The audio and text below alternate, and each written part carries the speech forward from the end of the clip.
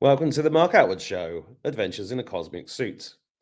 Now, if you watch this show regularly, you'll know that one of my favorite subjects is UFOs. And a few months ago, I came across this book, UFOs in the Fish Tank, The Truth is in Here, an autobiography by George D. Smith. I'm going to read you the back of it. George Smith farms in rural Scotland, freelances as a combine driver for other farms, hosts biker festivals in his fields, visits standing stones, volunteers to travel to Chernobyl in a charity convoy. So far, all seems normal. But George also communicates with UFOs that regularly appear in the skies around his farm, in some cases witnessed by his neighbours. George keeps himself to himself, but a mysterious couple often appear in his life alongside unexplained events, and some of his neighbours and acquaintances are abnormally interested in his interactions with the UFOs. George is still looking for answers. Meanwhile, this honest account gives you the chance to understand what he has experienced and perhaps to join a growing band of people helping in his quest to find explanations. Now, when I read this book, I kept going, oh, yeah, because a lot of things that George talks about in here have happened to me. Not as many, but a lot. And I chatted to George about 6 months ago, I think, and didn't hear from him for ages, which is fine. But then he popped up the other day and sent me this picture, which I'm just going to quickly share with you. Where are you? There we go. So this picture here. Good news, great news, amazing news. A biggish UFO is coming to Aberdeen Shire to arrest over 200 police and over 250 Freemasons that have been involved with my harassment 129 times. The UFO that is coming for them is 25 miles from one side to the other. It will be there for 3 days and 3 nights. How big is the UFO coming to London? And if you're in my Telegram group, you probably already saw that.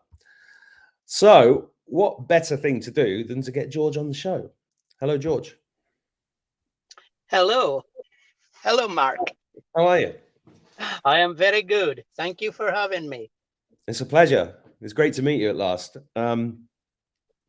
Well, you've got a big story, George. Where do you want to start? I think we should start fairly close to the beginning and skip through things to get to the banner that you have shown, because people want to understand how we got from A to B, the banner. Does that make sense? It does. And, you know, one of the things I teach people in my courses is the difference between sequential logic and emotional logic. Have you ever heard the difference between those two things? I have not, no. So sequential logic is this. I went to the pub, I had a few drinks, I came outside, I slipped on a banana skin, and now my backside hurts. That's A to B. Emotional logic is my ass is killing me because I slipped on a banana skin after I drank a skinful down the pub. So the way that so that's why I showed the banner first at the top of the show, because that's where we're at now. And you've got, I don't know how many years leading up to that, and you tell that story in here. And I want everybody to go and get this book. I'll leave a link to wherever it is. You can give me the links. We'll put that out. It's a great read, and it's written from the heart. And as I was reading it, I knew you were the real deal because you can feel it. And I know you've been through a lot of crap. The fact that you're so I want to start at the point of the banner and then let the story intertwine, because the most intriguing part I think people are going to find about that is the attacks that you've had and the fact that the UFOs come to arrest people. Can we start there? And is that all right with you? That's good with me. Yes. Because I know you've been through a lot. I'll go whichever way you want to go. I think people are going to be, what does that mean? What does that, if people have never come across you before, they're going to be, what's he talking about? Correct. So we start with the banner. Okay. I wrote the banner when I was down in London, just over 2 months ago. And whilst I was in London, I thought this is a place to put the banner up, get it written, put it up. outside 10 Downing Street. There were other people there protesting for different bits and pieces. So I joined them, wrote the banner, put it up outside 10 Downing Street, across the road from the 10 Downing Street, should I say. Went up on a Saturday afternoon. Some people came and spoke. Quite a few people were interested. I took a banner down that night, and I then went back to my van and moved on. I went to Wiltshire, that's right. I came back the following week, and I put the banner up again. This time, the police came to me and said, you have to take your banner down. You're not allowed to put it up. And I looked at them and said, why? And he said, the boss has told us to tell you to take it down. You will notice I have not taken my gun with us. We have not taken our guns with us. We've left them back there. These were armed police that guard 10 Downing Street. So whilst I'm speaking with the police, a guy that's in the pen, he went and took my banner down. So I thought, well, don't argue. Just you've made your point. End of. So I wrapped up the banner, and a while later I left. But my debit card was going away to expire. So I went to the bank down in England and asked them to get my debit card delivered to the bank, but it couldn't be done. So I had to come to the head bank here in Glasgow to get a new bank card. So when I came to Glasgow, it took a while for the card to come through. So eventually I got my card on the Friday. I got it on the Wednesday, and the pin was going to come through on the Friday.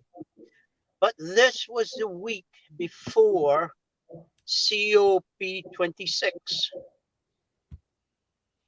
And I'd only gotten a little glimpse, a little hearing. Someone said that COP26 is going to be in Glasgow. And I didn't quite understand what was going on there. I hadn't been paying much attention. So anyway, on the Monday, I went to the bank again. The PIN number hadn't come in, but COP was going. So I went to a road in Glasgow, which I forgot the name of the road just now. This was all lined with police and barriers. Argyle Street, and I'm in a pub having something to eat and having a soft drink, and eventually 3 o'clock came. They blocked the whole road. Nobody was allowed to cross from one side of the road to the other, and there was hundreds and hundreds of police. I mean hundreds. And the people in the bar, the people that's moving around saying, what the earth is going on here? What's happening? And some people are saying, oh, it's because Biden is here, all these heads of states. So around 8 o'clock, I got to video the Biden entourage coming up the road. But it was just a farce, the whole thing. So anyway, on a Tuesday, I couldn't find a nice place to go. But on Wednesday, I then got my PIN for my card. So I found a place right outside the entrance to COP, and that's where I put my banner up. Now, the first day when I put it up,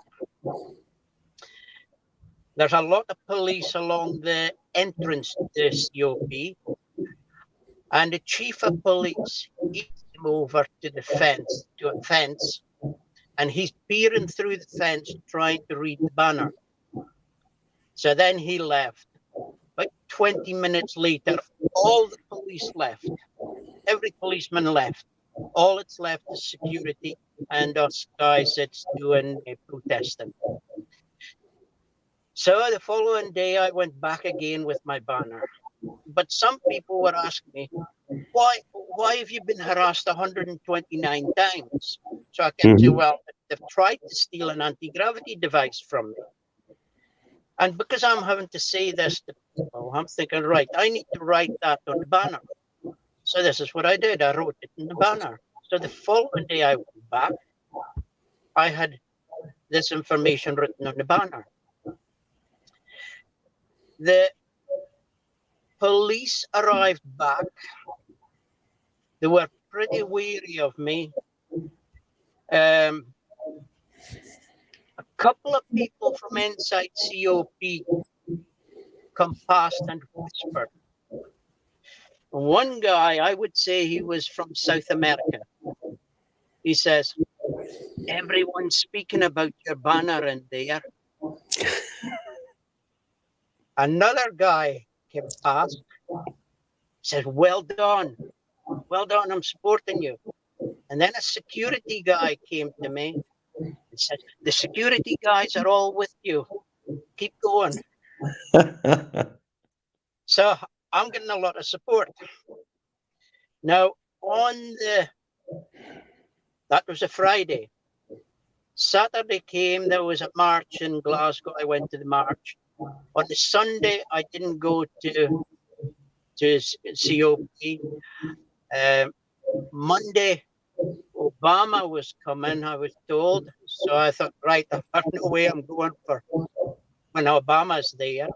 So I had a day off. On Tuesday, I went back with my banner. And this time I was going to write some more information on it. And in the morning, I wrote that in the 1990s, I had an engine running using water as a fuel. That I'd spent about 14 years working on that on and off. So that was my plan. And then I thought at the end of the night, I will write another piece.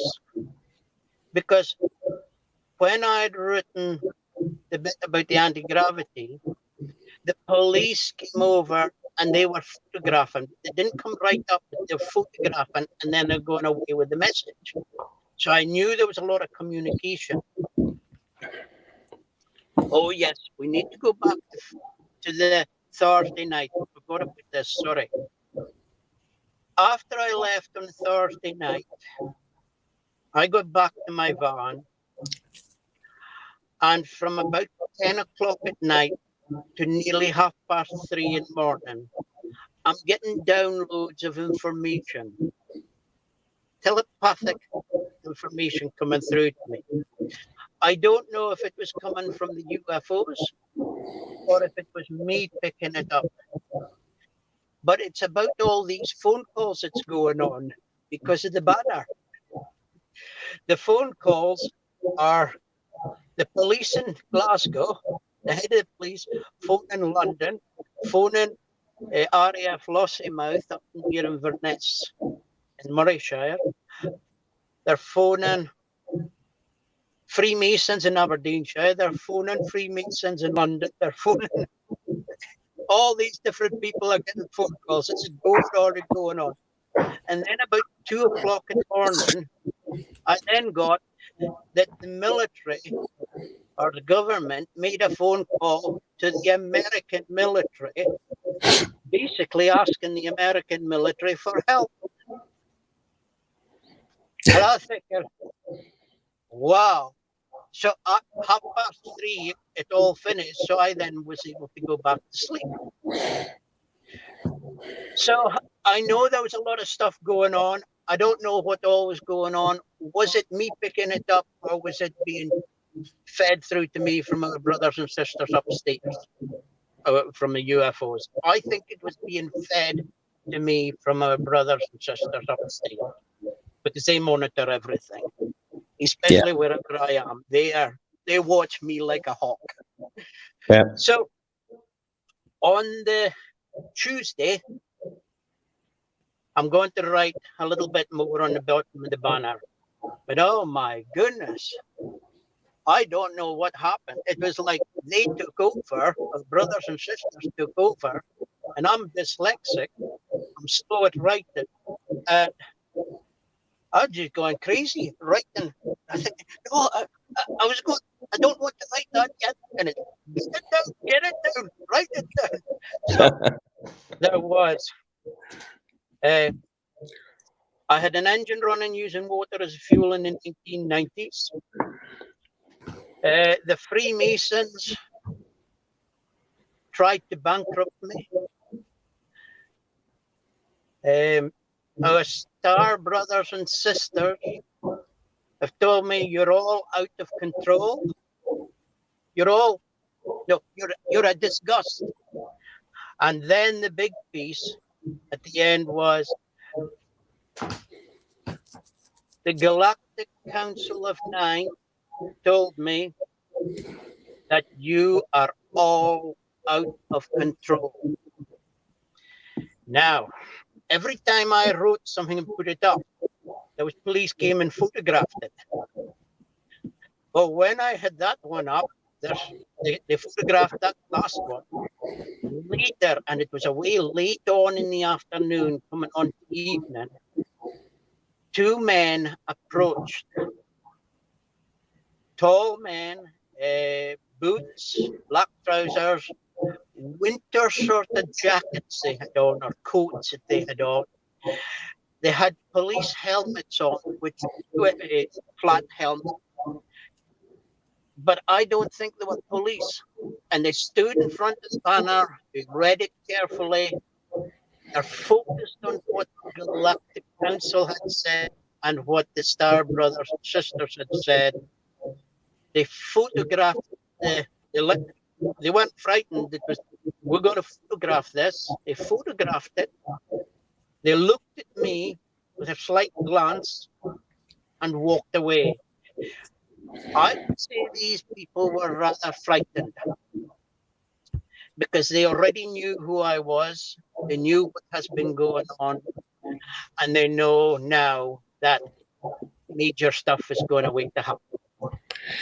Wow, that's a great explanation of the banner, right? And on the banner, the thing I think my viewers will be interested in is the harassment of 129 times, because that's how many times you've been harassed in the last how many years? That started in 2005, 2006. And this was from the police and Freemasons in Scotland who tried to bankrupt you by messing up your farm and doing all sorts of things to you. But they haven't succeeded yet, have they? Yeah, no, you see, this is a bit where we should go back to the beginning with a little piece. Yeah. My father died when I was 24, and the Freemasons came after me basically the week after my father died, trying to steal the farm from me. And they've done everything, and I mean everything they could do. They stole my tractors, they stole my Jeep, they stole money,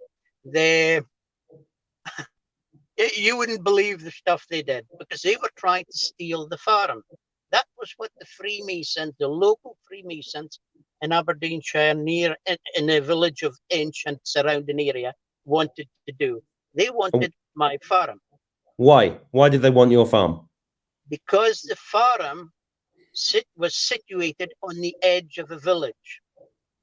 And the farm was potentially going to be developed, or some of the fields would be developed for housing. So it was just for money. It wasn't for any other reasons. Just for the money. Just for the money. So my sister had said, you'll never be allowed to develop it because you are not connected. And I wasn't worried about being connected because I'm not interested in being connected.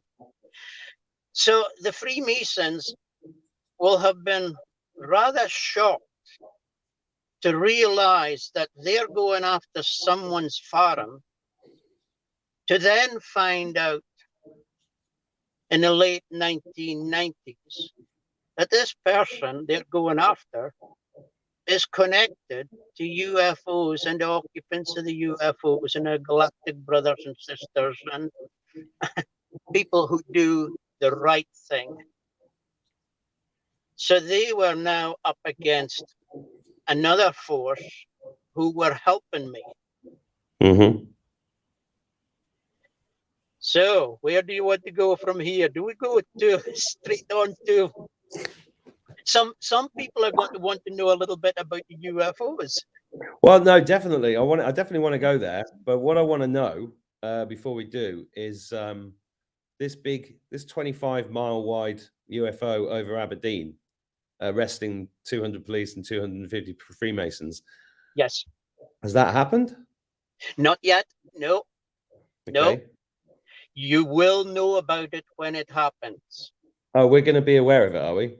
Oh, yes. Okay. Oh, yes. Because there will be one over every county in the world. Okay. If you only go to Aberdeenshire, all these police and Freemasons are going to get in over the fastest car they've got, or the one with most fuel, to get out of Aberdeenshire. Mm. And that cannot be allowed. So when were you told this was going to happen? I mean, when were you told it, and when is it going to happen? If you Right. can tell. Yeah. I had to leave my farm on the 7th of January 2013 in Aberdeenshire, because on the 6th of January 2013 there were a series of cars came to my farm on a Sunday night. First at 8 o'clock, first at 9 o'clock, then 2 cars came at 10 o'clock. They're banging in the windows and trying the doors. I had to ask brothers and sisters for help. I says, I'm in a dangerous situation here. I need your help. 5 seconds. That was all it took. The people then left.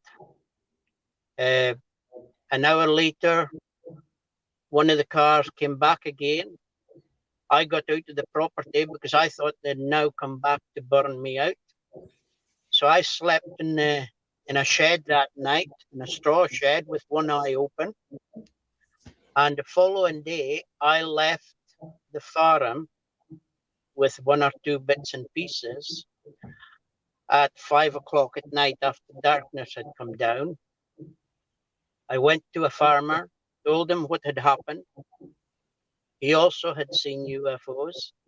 He knew what I was doing. He knew what was going on. I says, can you look after my farm, please? I have to go. He said, yes. I says, I don't know when you're going to see me again. So I left. And that was on the 7th of January 2013. I took a back roads up to Inverness, then down Loch Lomond. Then I headed to Glasgow the following day. 2 days after that, I headed to Wales, and then I crossed over to Lincolnshire. There was a farm manager there I knew, and I thought I need to pick up the job.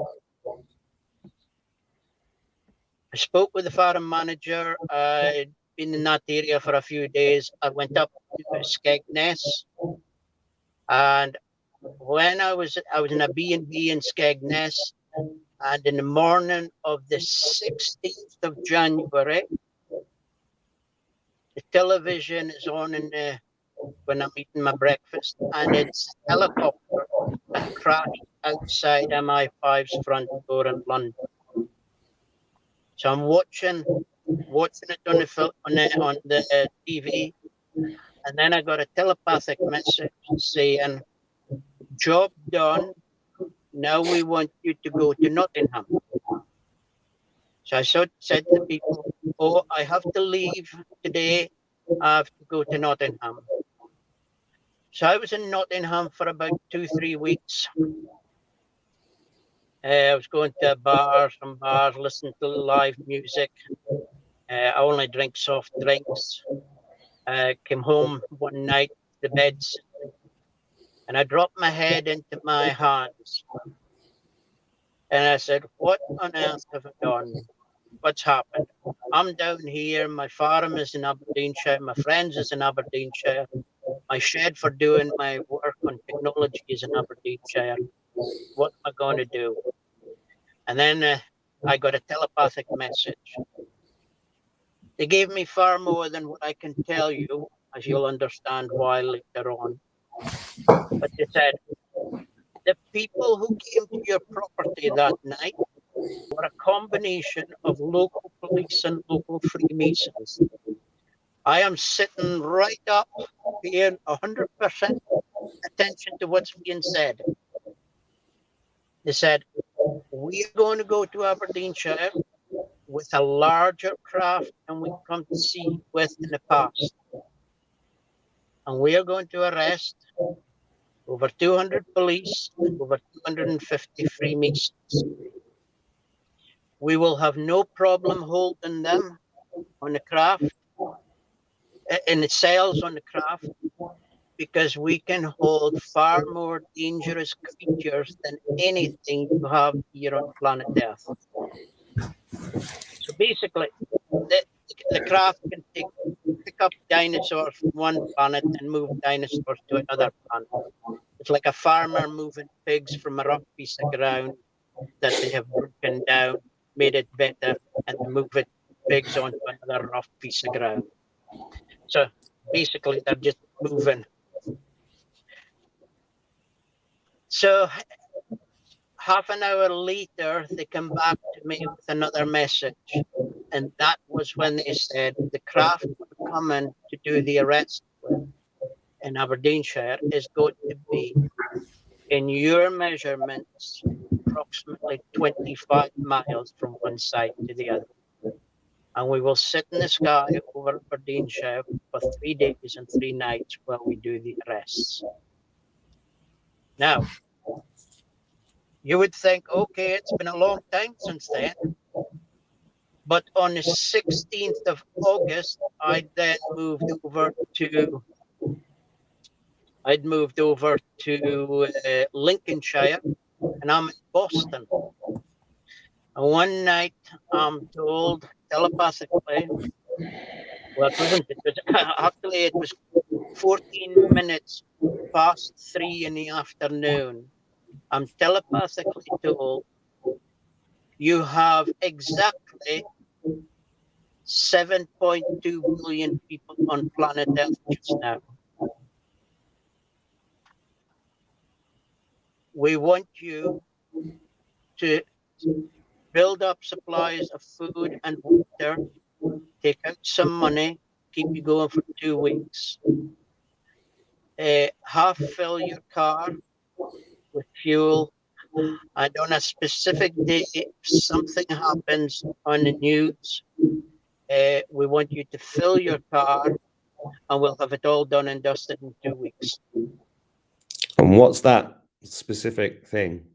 That was going to be all the arrests of everyone. Now, that was going to be basically nearly 3 billion plus people to be arrested on planet Earth and removed. 3 billion? 3 billion. With a B? Yes, with a B. Now, what happened was they then learned in all the discussions up above, the people are weakening up. The people's vibrational level is rising. So because of their vibrational level rising, every day there's more people come past that magic number.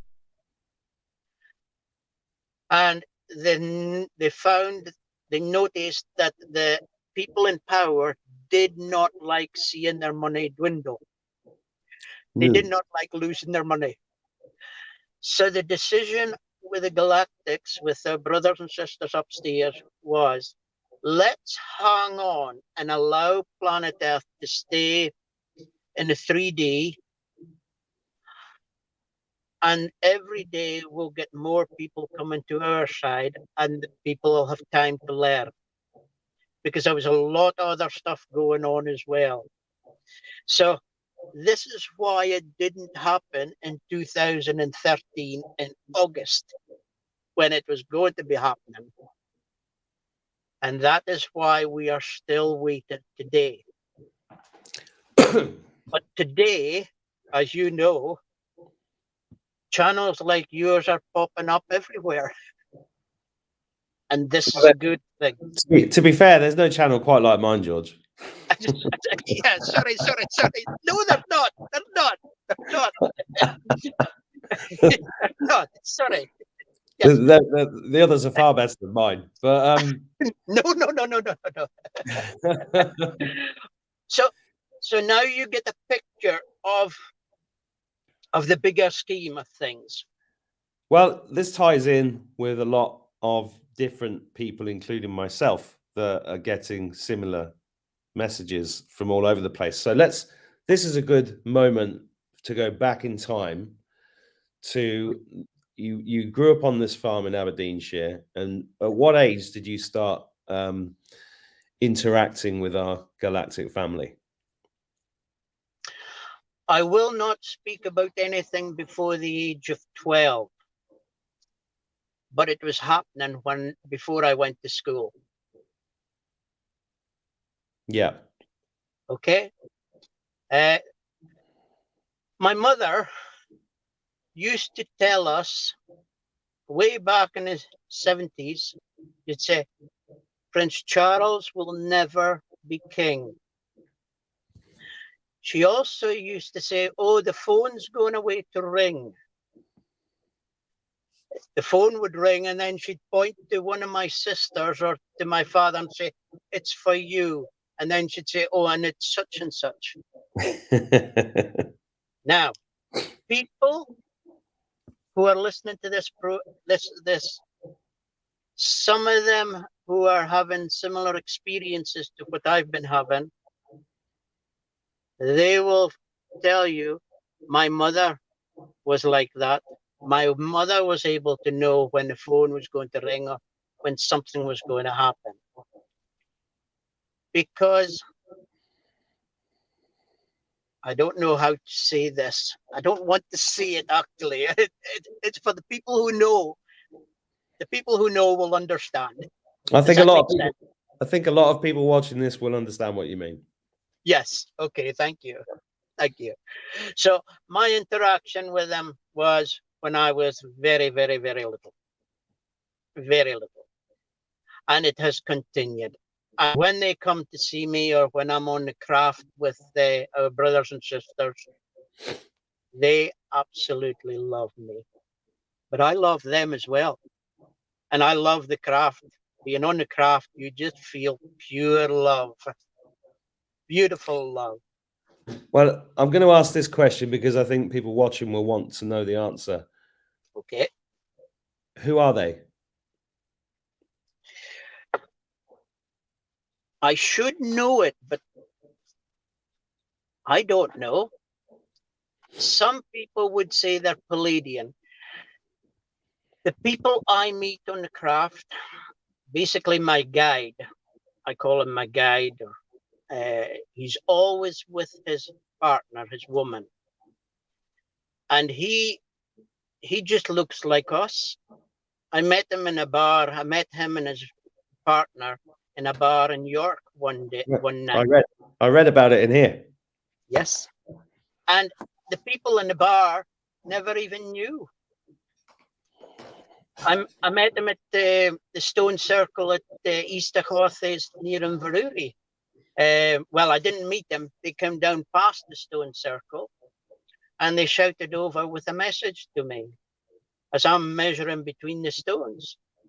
And they said, the man says telepathically, they're not the same, are they? So I looked up and looked around to see who had said they're not the same, are they? And there's a group of Chinese people in the middle of the circle. But away at the other side of the circle, outside the circle, going down a pathway, is a man and a woman. So as I come round the circle to a friend of mine, she was sitting in the bank, and I said, that was weird, wasn't it? And she said, what? I said, the man and the woman there, they spoke to me about the stones. So it wasn't till a few days, 3-4 days later, I then remembered this man and woman was the same man and woman that I met in York and on the craft. And I would meet them regularly on the craft. So they look like us, but other people on the craft also look like us. We also on the craft have little ETs. The little ETs, extremely humorous, but they don't have any sexual organs, I don't think. I wouldn't be extremely humorous without any sexual organs. That's a bit strange. That's true, yeah. I'd be extremely annoyed. Yeah, but if they don't have it, they don't know what they've missed, what they missed, you know. Well, that's true. That's true. Good point. So, can you tell us about the first time you went up on a craft and what was it like? What is it like up there, and what did you see? The first time I was allowed to remember, Yeah, that's a good yeah, point. yeah, because it is what they allow you to remember. I was in the hospital room.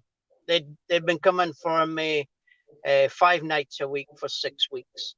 So what would call a hospital room? Some people would say it's med beds. So I'm lying on the bed, and there's a man that looks like us. He's the doctor, and he's checking everything. And this is going on for 5 nights over 6 weeks. I'm going outside, seeing UFOs, and then I'm back into my bedroom. And what's happening is when I'm on the bed, they are cleaning out my blood vessels. So after the UFOs disappeared, there's about a week, I think it was, 5 days, a week, 10 days. I could then feel like I had a service, a complete service. I could feel blood flowing through my veins. I felt better. I felt younger. I felt just rejuvenated. I'm due for that again just shortly here, but it'll come. So that was the first time. There's a screen on the right-hand side of me. There's a pathway and a screen, and the screen is different colors. And these colors are all to do with what's going on in my body. We would be looking for numbers and graphs and things, but there it's just a screen with lights, and all these lights sort of mingle into each other. That's what I can remember. And do you remember seeing outside at all? Did you have any concept of where you were in space or wherever? No, I would say that I was taken up in one of the little craft, and then we were on a bigger craft further out in space. But there is once, I was going to keep this to your next show, but your next program. I was down in Runnymede, and Runnymede is an energy point, an energy center, with ley lines coming from Stonehenge and Avebury, etc., going into London. I was doing some spiritual work, cleaning up the ley lines.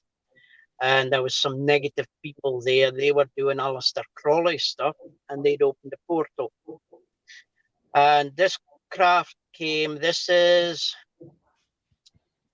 2015. So it arrived in the morning. I'm taken on to the craft. I had to give my report. So I gave my report, what was going on in the wood, what was going on in the area, who was doing what, why they were doing this, etc., and why I couldn't do my job. And they already had all that information anyway on the craft. They had it all. but they also put two little ETs down into the wood, and the two ETs walked around the wood, check everything what I was saying and who was bad people and who was good people, etc. So I'm standing there with my guy. He's there on his own, just the two of us. And we're in a room. I would say the room was, oh, it could be 30 feet from where we were standing to the window. But the window continued from the floor to the roof, and it was all the way around the craft. So I was looking south where we were. We were standing looking south, watching a jet fighter flying back and forth over Egham. I think it's Egham. And I then glanced around because I could hear something behind us. This is a black helicopter flying, swooping back and forth over the wood. And the man, my guide, says, "Oh, yes, that's the black helicopter. That one has the biggest engine out of the Chinook." So what they were doing, what was happening on the craft, the people who were in the operating room, they had the crosshairs on the jet fighter because they were waiting to see if the black helicopter technology could find us, because we were vibrating at a higher level and the black helicopter could not find us.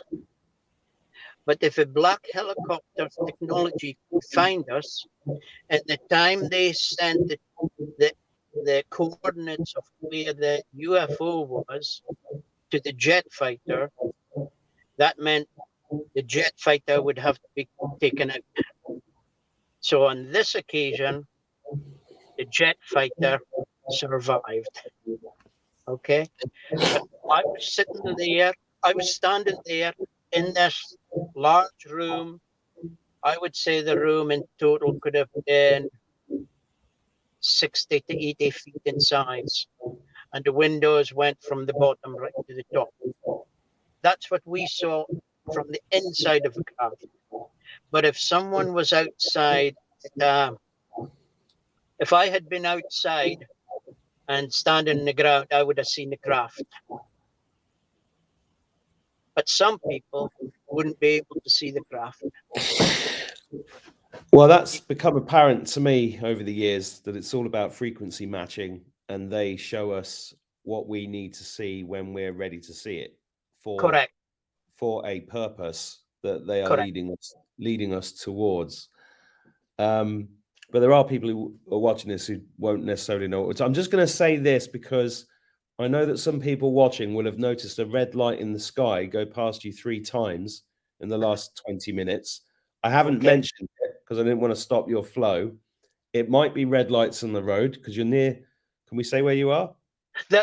Yes, you can, because I will move from this area before your show goes out. Cool. So you're near Loch Lomond, right? I'm at the bottom end of Loch Lomond, and that's why we have had the beautiful scenery here. Yeah, we were supposed to speak earlier in the day, but I had to move it to later. So I'm sorry we lost the scenery and we got the darkness. Have you got a light there, George, where we can see your face a bit better? I'll try. Yeah. Okay. The red light behind you was very interesting. It definitely looked like it was in the sky.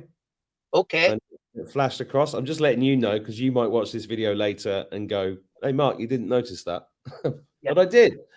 And you know, things like this don't surprise me anymore. And here's another thing, George. I have a friend here in Ireland who's very well connected with the ships and the elementals, and she was describing to me recently seeing a triangular shaped craft, but it wasn't very big. And we were discussing the fact that they are transdimensional, and if you're inside one of those craft, a 60-foot window might only be this big from the outside. If you were if you were looking at it. So this is, if people want, this is why I find people that are obsessed with the little green men and the actual hardware are missing the point.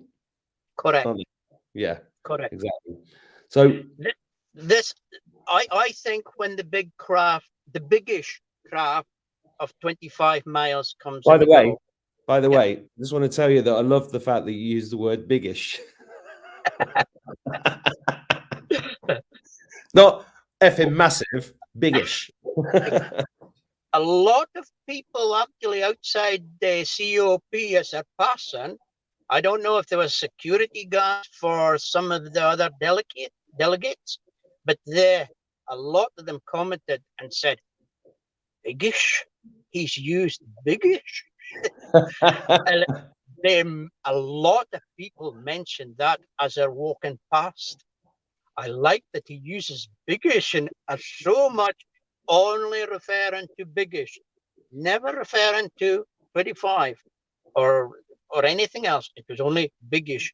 A lot of people refer to biggish. No, it's a great word. It should be the title of your second book, Biggish UFOs. Biggish, yeah, How big was it exactly? Biggish. Oh, thank biggish. you. Thank you. I'll make a note of that. I Um, I think when it arrives, I think it'll look like a car light, and it'll just be sitting in the sky over Aberdeenshire for a short while, looking like a car light, whichever a, 20, angle you're at, a and 25-mile wide car light. then it will come out of the car light. Ah. Well, I'm Because I'm glad you said car light, because that's the way they appear. They appear to me. The elementals look like car lights in the bushes, but it's a kind of light you can't describe. It's not like it's kind of a totally even color. It's not like a normal torch or a bulb or something. correct, It's a very interesting kind of, when I saw a ship here a few months ago, the white that came into the sky was totally silent, and a white that I couldn't even describe. It was white-ish, correct. but I couldn't Yes, actually, yes, whitish, biggish whitish. and whitish. Yes, yes. Once you've seen it, you understand. Yeah, yeah. It's a different color. Correct. Yeah. What has to be remembered with this? These people are a million years ahead of where we are. Yeah. Well, I'm gonna ask you this, right? You said that Okay. some people would call them Palladians. Okay. Yes. Now, if I could remember going on a ship, which I can't, I Okay. feel like I feel like I've been on them. I think I have dreams about it, but I can't actually remember because I don't think I'm ready. But the first thing I would say to them is like, right, who are you? Where are you from? How old are you? I just ask them tons of questions, and I never feel like I get. I mean, I was speaking to Alex Collier yesterday, and he's had similar experiences with Andromedans. Okay. And you're saying Palladians, and lots of people are talking about Arcturians and all sorts of different. And they're, this human body blueprint. We're made up of 22 different species of ETs, apparently. What do you know for sure that they're Palladians? Firstly, secondly, if they are, where is Pallades? What is it? Is it a planet, a system, a dimension, another part of this realm? What is it from your perspective? And why are they so keen to help us do what they're doing? Wow. Yes. I'll give you these some of these. I can answer some of these questions. Uh, are they Palladian? I don't know, but people seem to think when they describe Palladian, it's always similar, and that's what the group that's really deeply involved with me look like. The Council of Nine, the wise men, when I was in front of them, I would say they were about 500 to 700 years old. But How, I do- would, how do you know that? Did they have a birthday party with a lot of candles on a cake, or what? yes, I couldn't count the candles. I What do I you mean would with 1, I 6, 7, 8, 900, 910? Yeah, that's a lot. That's a big yeah, cake. yeah. But I would not be surprised to be told that they were 1,000 to 1,200 years old. But But they were they don't look that extremely, though. pardon? They don't look old though, do they? No, they but very, very wise. You just know that you don't see anything when you're in front of them, but they knew exactly who I was. Yeah. So And let's that, just I just sorry to do this. I just want to rewind. Have you actually asked them who are you, where are you from? no, You never no. felt the need. You never felt the need to do that. I understand that I already know and there is no need to, but they don't allow me to remember. Okay, that's Does fine. that make sense? It does, yeah. I just want to ask the question for everybody watching this. Correct. Plus, I'm a pain in the ass like that because I want to know that kind of information. Don't worry. So you don't know what Pleiades is, No. because some people think it's a star system, a planet, a species, a dimension, a place. It's these kind of 3D questions that I think frustrate people because, and I understand why, because I've had loads of those questions over the years. I'm much more like you now, like, well, it is what it is, and I'm going with it. But but Yeah, I know it frustrates people. Can I ask you another question? please. Why are you on my show? Why did you pick me? Because there's quite a few people you could have gone to. Yeah, there is. Obviously, our brothers and sisters have guided me to you. Yeah, I would say our brothers and sisters have definitely guided us to come together. Yeah, starting to feel like that. Yeah. Good. Right. So, before I rudely interrupted you, where were we? We're speaking about why I hadn't asked if they're Palladian or where they come from and etc. No, I understand the answer to that, and I think I'm happy with your answer. I think the question I did ask that we've not really, I don't think people fully understand it, is why they want to help us so much. I think I know the answer, but I'm interested in yours. Right. We have evolved quite a bit now over the last 50 years, 100 years. Have we evolved in a good way, in a bad way? If everything it was being shared was good and positive, we would have been further ahead than we are now. And our brothers and sisters, our star brothers and sisters, have helped with giving me they encouraged me to go and work on a hydrogen engine. Well, as you said just before you said that, I'd written down water engine because I wanted to speak to you about that next, and here you are. Okay, yes. So why did they want me to work on a hydrogen engine? I never went to college. I didn't go to university. I'm not the, which one's that again? Chapter 39, the hydrogen engine's gas regulator. Oh, right. We'll come to that. You're going to love that one. The Yeah. people will love that one, won't they? Oh, yeah. Yes. There's so much to learn with water. You're just told, oh, water's just H2O, hydrogen and oxygen. No, much more than that. It's much more. Yeah. You've carbon to hold it together. But anyway, I knew I was going to get the engine to run, and I'd bought a gas regulator to feed the hydrogen and the gas, hydrogen and oxygen into the engine. But I didn't know how the gas regulator worked.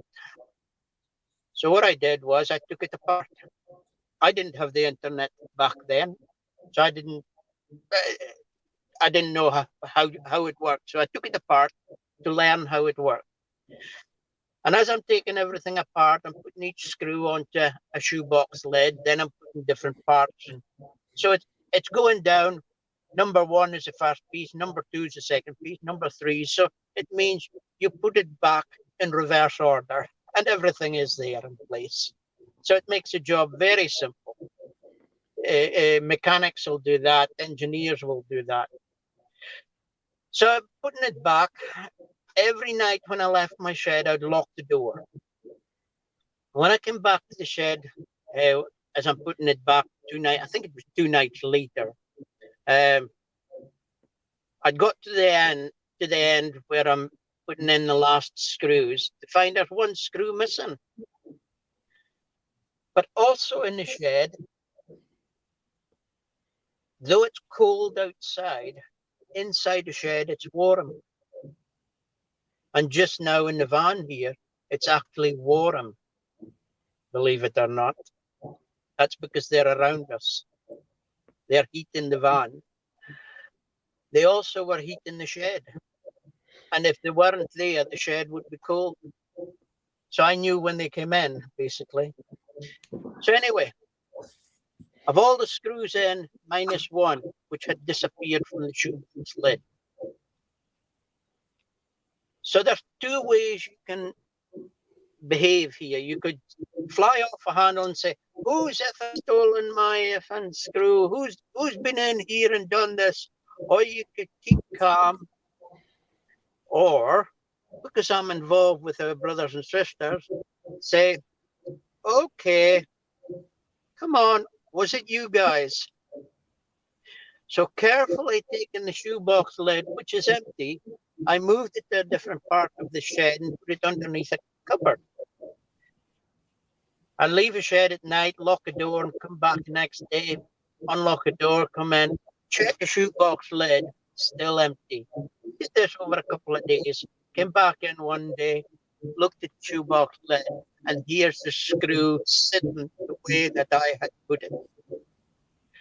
I took a smile and a laugh and said, thank you. They were playing with me. It's humor. It opens the mind up to, okay, did that 13mm spanner I put down, I knew I put that 13mm spanner down there. Why is it not there now? Okay, they're playing with me. And this is what they do. They play with you. Well, See this if is you're one of the paying things. attention. This is one of the things I love about fighting demons and Satanists is that they have no sense of humor at all, right?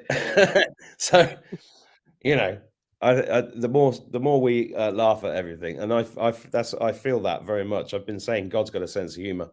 Otherwise, why have we got senses of humor? Yeah. So yeah, I like the playfulness, but Yeah. I'm just gonna in the book you describe about how this engine came to you in a dream, right? Correct. What happened was I started to work on the engine way back long ago when the Iraq War started. Way back then. 1991, 1990. Oh, I was rumblings of the Iraq thing going before that, and it was so I'd been on and off, but way back then I really got into it again, and nothing really happened for a while. I stopped for a while, and that 6 weeks where I was on the craft 5 nights a week, I got a message, a strong message, basically. It's a strong message about the hydrogen engine, and so they're always there pushing you on, because once you've done one thing, it's about learning how that part works. Then they move you on to another, because in 1996, the 1st of March, I was going to a Deep concert, a Deep Purple concert in Aberdeen with biker friends. And on the way driving in there, I got a download of, it just looked like an A4 sheet of paper. And it was information about time and how time works. And it was given to me in a manner that I could understand. But another person out there would not understand how it works because of the way it was put to me. My brain works different from other people, you know. I haven't been to university, etc. I get my learning from up above. So they keep pushing you, keep pushing, get on with the work, get on with building. So it was, I was away combining one day, and I came home from a combine, and there's a book sitting in my living room table, and this is part of the information on how to get an engine to run using water as a fuel, how to build a device. But like everything, there's always parts missing. And it's finding the secret of the missing parts. Basically, that's what you have to do.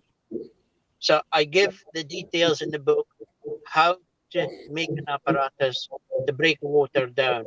But there's a little part missing. Now, I can easily give that part here just now, if you want. I can give that information to you if you want. Well, not if it's going to get my channel taken down. We don't want that. We don't want that. So anyway, Save after that I'd for learned, part 2. yeah, after I'd learned, it was 1998. The Air Force came to see me in 1997. 1998, I got the engine to run. And for 7 months later, every month, I learned a different way of running an engine using water as fuel. Because the way that I had spent all these years was a primitive way, using a 12-volt battery and a big set of jump leads. And just submerging it in water with plates and rods, etc. But over the 7 months, I learned of a lot of other ways. And one that excited me was the last one. And that one was using vibrational frequency. Yeah. Yes. Yeah. So how deep do you go into the subject when you get into vibrational frequency? Because, yeah. That's what it's all about. Well, that brings you to another stepping stone. So in 2000, the book finishes in 1999. I wasn't allowed to write anymore. They told me to stop there. The guy that was helping me in London, he tried to steal the book. So I've been a few people tried to steal it, but it doesn't matter. 2002, I think, but 2002. I had a visit from our local blacksmith who was a Freemason and a very tidy little man, very well dressed, but he was in his old clothes. I would have said the shirt had cost him £400 or something, you know, so it was expensive. So it was wanting to see inside my shed. I'd promised the blacksmith at that time I'd let him see it because he kept making fun of me with the hydrogen. So I set up a system, apologized for the shed being in a mess because I hadn't been in the shed for a while. So we started the first process, breaking the water down using basic power. Then I'd gone and got some bicarbonate of soda. So I took that out of my pocket. Says, this will make it work better. So I sprinkled the bicarbonate of soda over the plates. And the blacksmith sort of, oh. Then I says, but that's boring. And I went to the shelf and I took out this frequency device. I says, this breaks the water down using frequency. And the blacksmith, he laughs and says, oh, stop being stupid. You don't use frequency to break water down. You only use frequency for making phone calls. The little man, who hadn't said a word, he was introduced as the uncle. He then said, yes, I understand. The blacksmith took 2 steps back. Not 1, 2. He's now well and truly out of it. I'm now speaking to the little tidy man. He sounds Says, more like the man from Uncle than the uncle. yes, yes.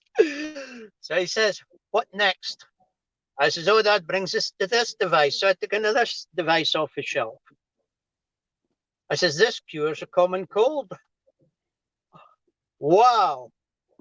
He hit the roof nearly. Arms flying. No, move on. What next?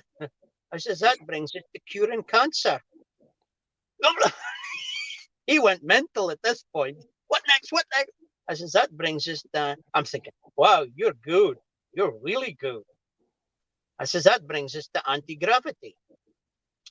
Yes, he says, you have frequency and anti-gravity. So you got What sorry, I can't resist the joke. So you got the man from Uncle and anti-gravity. Yes. Uncle and auntie. So he said, what next? So I said, that brings us to time. So the little man thinks for a while. He says, you've lost me now. Then he says, I understand. He looks at the first container, the container of water, and he said, yes, he said, you had to learn about the hydrogen and breaking that down, then the frequency, because none of this is important, but you need that knowledge for where you are going.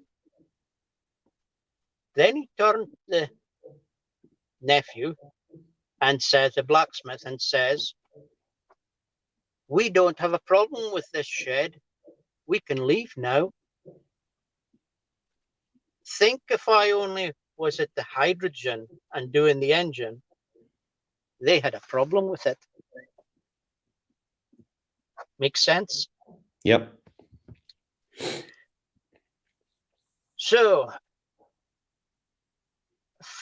2005, I think it was, 2006, John Cyril from London came up to Aberdeenshire to do a talk at a place called Aberdeen. A friend of mine come and told me this guy's coming up. He's speaking about anti-gravity. He says, I think you should go and listen to him. He's going to be speaking on Monday. And I said, okay. So up I went. Went into the big hall in Aberdeen. John Cyril's there with his group of people. I never knew who John was. And there's 2 men there. It turned out one of these men was the head Freemason for Scotland, Marcus Humphreys, who lived at Aberdeen.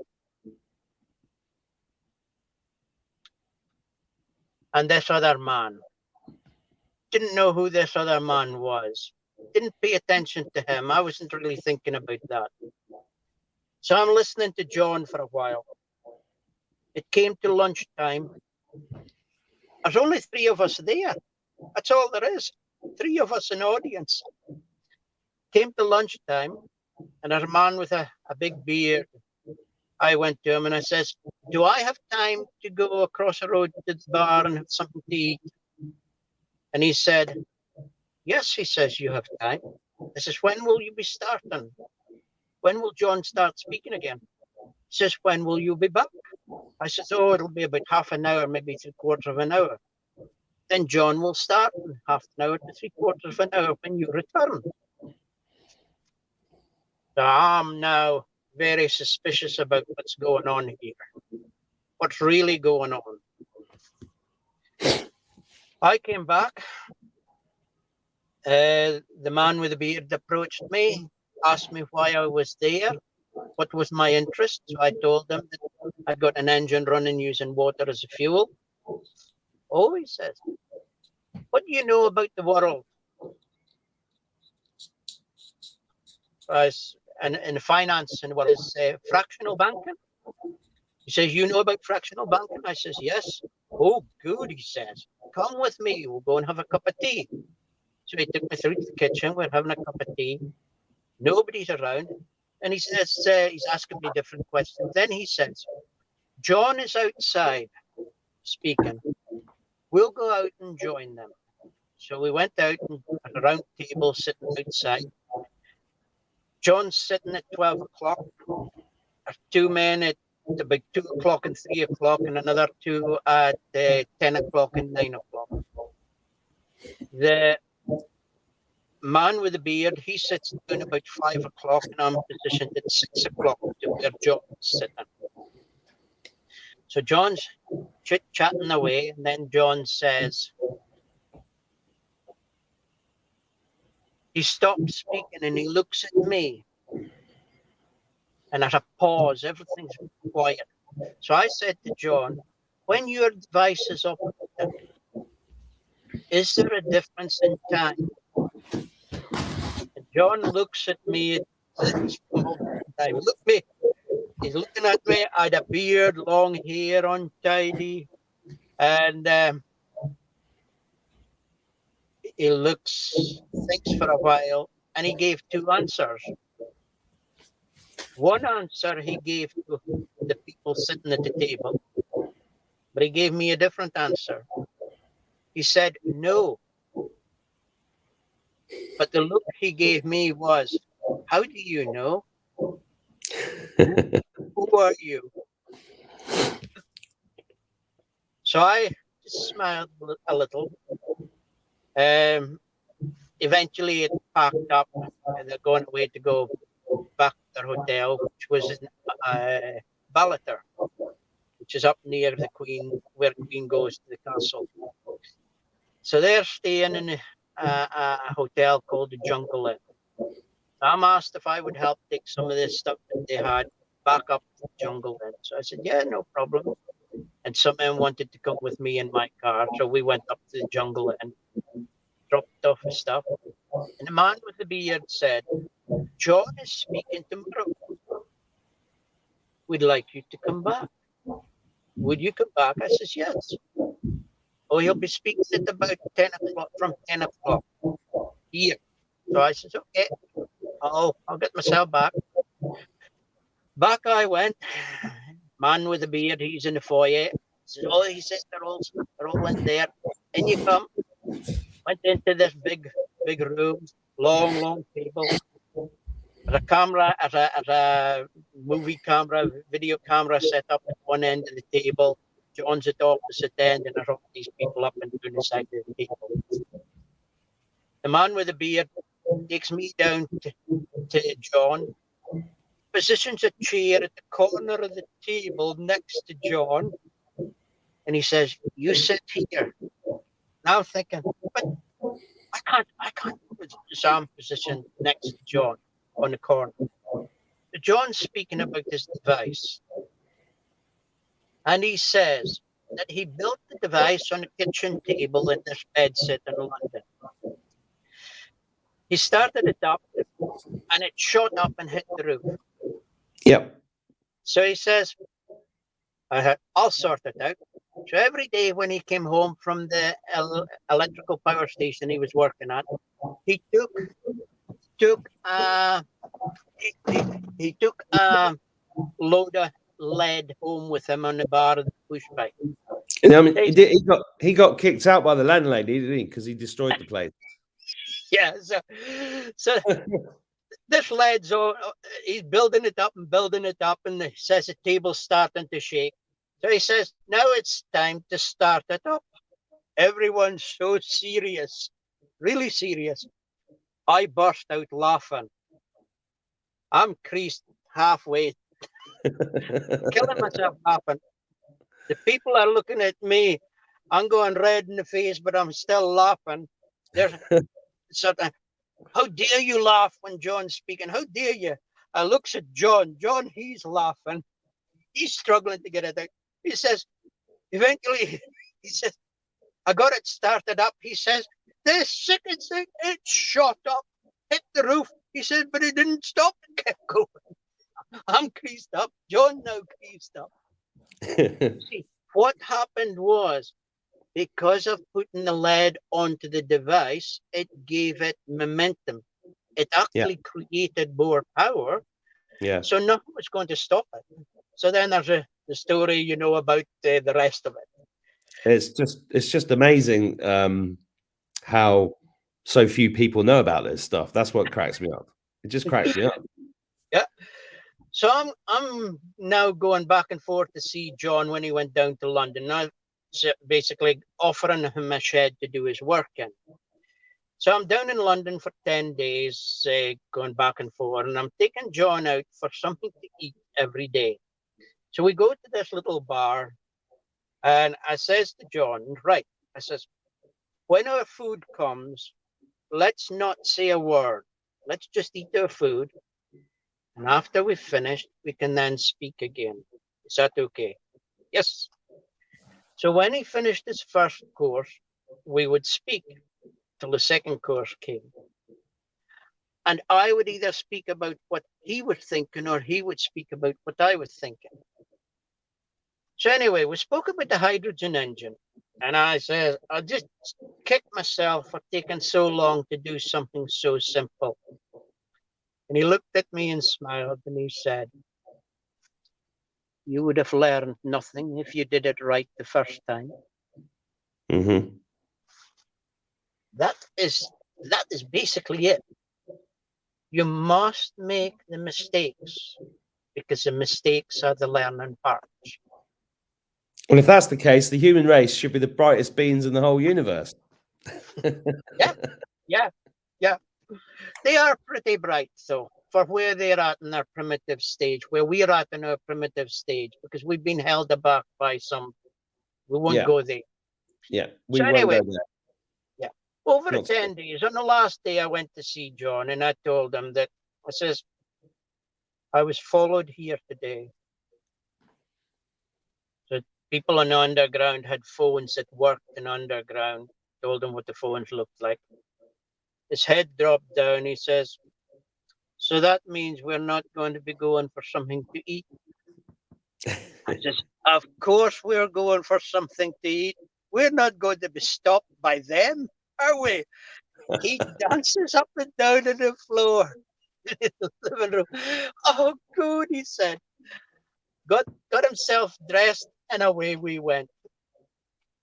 But the police were standing outside the bar that we were at, trying to monitor what was going on. They weren't anything. So on the way back to John's, he said to me, he says, I would like for you to continue my work on my device. I want to give it to you. And I said, it's not mine, John, it's yours. He says, I can't do that. And I have as much other trouble with other things. But I says, if I can help, I'll help you. His head dropped a bit because I probably was the first one that he's ever offered it to and refused. And all the rest of the scumbags that came in his way tried to steal it from him. But unbeknown to me, maybe that was my test. Because in 2008, I'm taken on board the craft, taken into the science room, and I'm shown an anti-gravity device.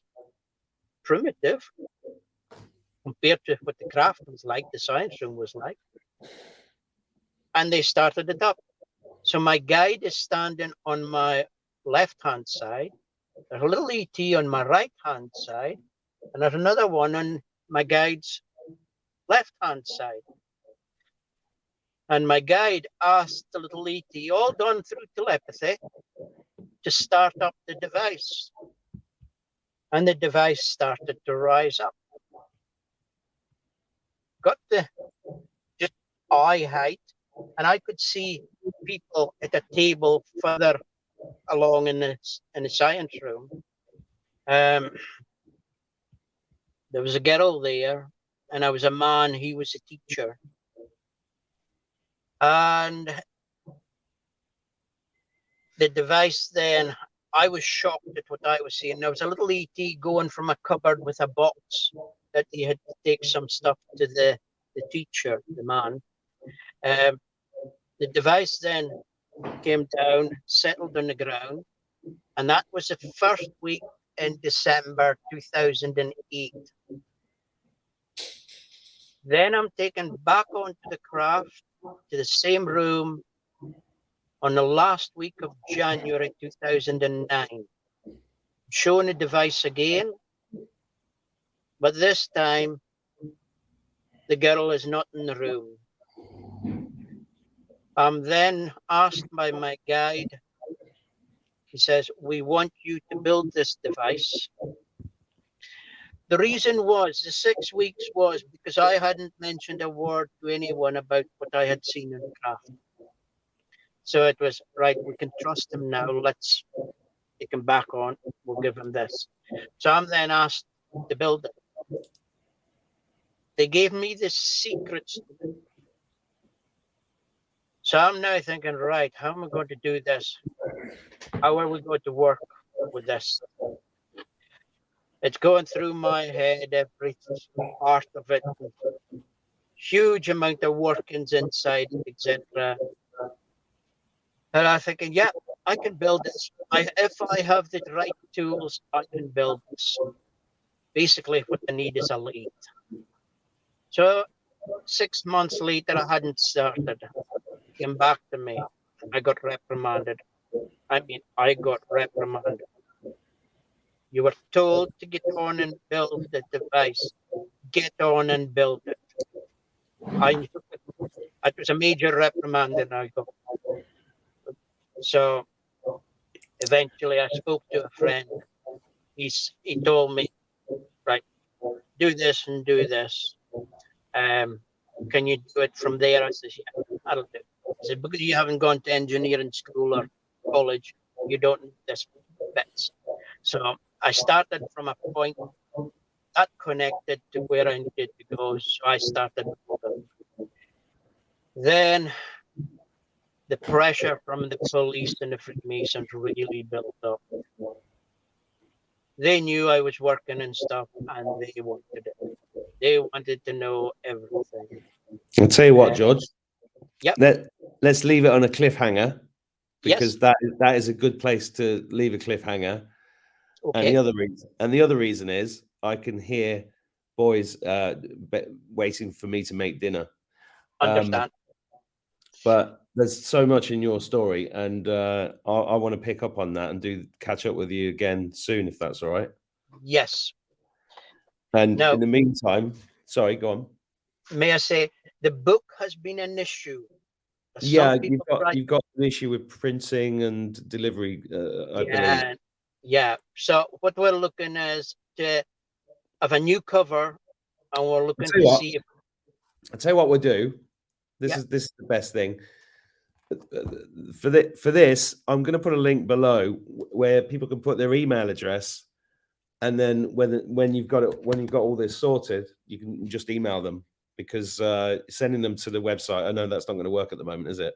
Yeah, it's just a hassle. So I need someone to help me with getting a website set up, and then George, I talked to you about this 6 months ago.